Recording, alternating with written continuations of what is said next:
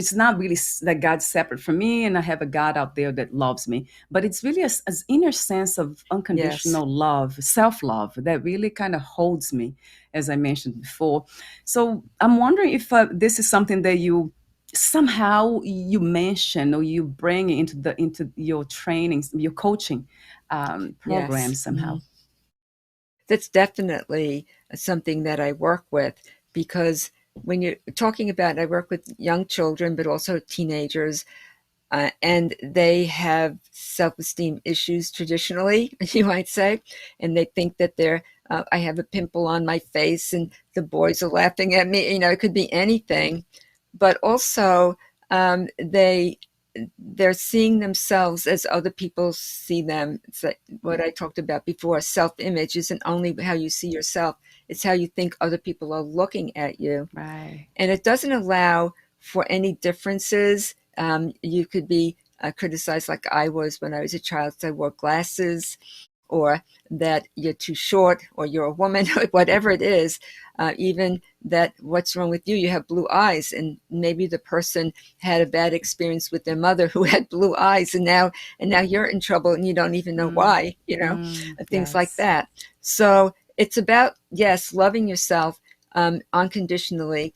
But in my case, I had a very active prayer um, upbringing, in the sense that, but it was mostly from myself. I remember going into the Catholic Church, and there were two statues. On the left side was the Blessed Mother, and she always had a blue gown on, blue and white. And so we'd pray, we'd go in there, and the girls sat in front of the Blessed Mother in the rows, in the pews. But then there was this statue of Jesus, the Sacred Heart of Jesus, and he's pointing to his heart, and he was red. He had red clothing on, and that's where the boys sat. But I used to go to the church by myself and sit right in front of the statue of Jesus. And I didn't think anything of it until years later, when I realized what my name meant. Christine means follower of Christ. I was always drawn to that statue, and I didn't know why. And when I was younger, I thought, oh, because I'm not supposed to sit here because I'm a girl. I have to sit over there, you know. And so it was prayer. It was care about me. Um, I remember when I was in nursing school and I was very young. As I said, I started when I was 16, and I was faced with many, many health issues and challenges of people dying, sick people, taking care of them. And the nursing school was very strict, and you had to get high grades, and you had tests every day. And so I was studying for one test and then the next test, and getting up in the morning. And there was a chapel there, and now it was on the first floor. And I remember you had to wear a skirt to go down to the first floor, because it was a Catholic school then. You couldn't wear like your jeans or anything. And so I go to that chapel and I just sit there and pray. Can I do well in my test tomorrow? Can you give me a little bit of help in this? Yeah, And yeah. I felt loved, and I knew that I would do well, and I knew that I would make it through the school, even though there were so many challenges that I wrote about in my book, like being a student in the mental institution internship, and in the operating room where I didn't know what I was doing, and I almost cut off my fingers. That's in chapter 10. Yeah. But the idea was that there's always something, and it's like a hug from above. It could be from an angel's wings, or from Jesus, or the hands are always outstretched towards you. And it's almost like a physical sensation that I feel even to this day, when I just sit down and meditate and pray. Okay, I need a little more support today, about such and such. And that's really my love for myself. But also, as I mentioned before, I always had this knowledge that there was something I was supposed to do, and I wasn't sure what it was.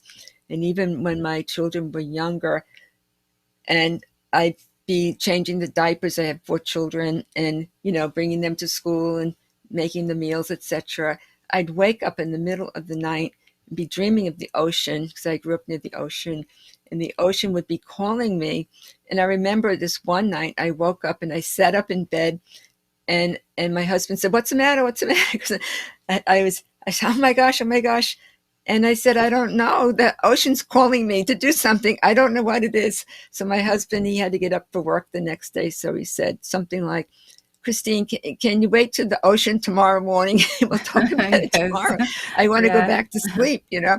But that was the idea, that I knew there was something I had to do. But first, I had to care for my children and evolve as a person, and and there's all levels of evolution, and sometimes it feels like you're breathing the thin air at the top of Mount Everest because you've made it there spiritually, and you look around and there's nobody else there but you, and so it can be very lonely and to be on top of Mount Everest by yourself. So that's also the support I give to people who are growing spiritually, to know that they're not alone, that you really have the spiritual support no matter where you are, and that, as I learned as a child, God is everywhere, you know, and not just in churches or synagogues or places like that.